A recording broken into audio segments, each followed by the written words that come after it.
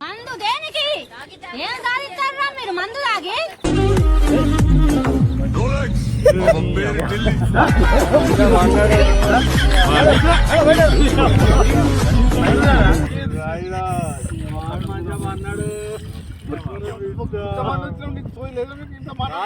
బాబాయ్ వాళ్ళు చచ్చిపోయి అనుకుని పోయినట ముసైతాను చచ్చిన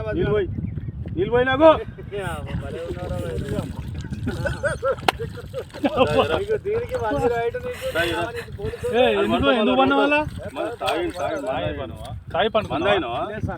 ఎందుకు అనుకున్న వాళ్ళ ఈ చల్లదనానికి ఎండకు చేయలేక కన్నీకి ఓడిపోయి వచ్చిన గెలవలేక